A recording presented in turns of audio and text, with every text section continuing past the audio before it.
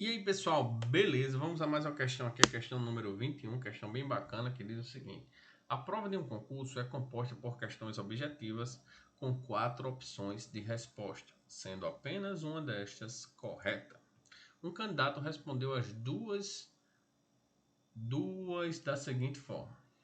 Um candidato respondeu as duas questões da seguinte forma: eliminou as opções que julgava equivocada e, após isso, escolheu aleatoriamente uma das opções restantes. Na primeira questão, ele eliminou uma opção e optou por uma das 3. Se liga nisso. Na segunda questão, o candidato eliminou 2 opções e escolheu, vou marcar aqui, escolheu, optou, isso é uma coisa positiva que ele fez, uma das duas restantes. Suponha que as questões são independentes e que as opções eliminadas pelo candidato estavam de fato incorretas. A probabilidade de ele ter acertado ao menos uma das duas questões é. Gente, então, temos duas questões, né?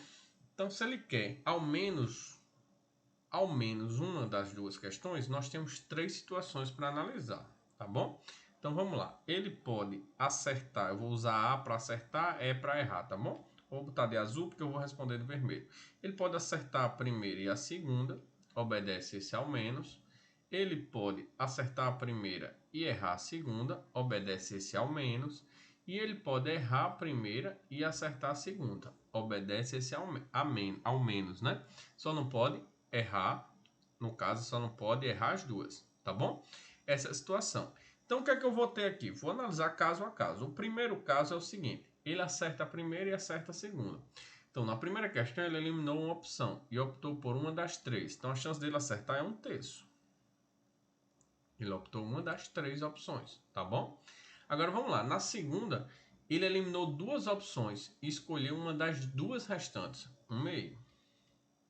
Beleza? Então, isso é 1/6. 1/6 é a chance de ele acertar as duas. Tranquilo?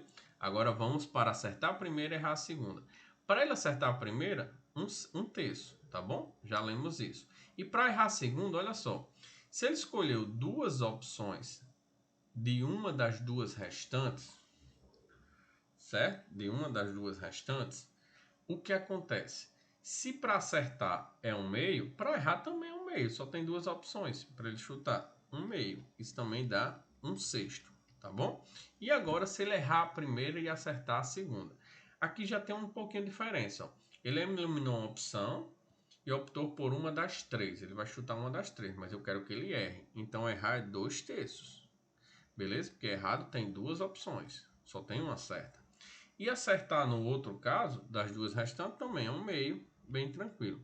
Gente, por mais que dê para simplificar, que eu não irei, porque vocês vão perceber no final. 2 vezes 1, 2.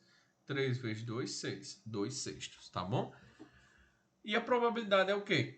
A soma desses 3, porque são situações independentes. Ou isso ocorre, ou isso ocorre, ou isso ocorre. Por isso que eu vou somar. Então, vou ter 1/6 mais 1/6 mais 2/6.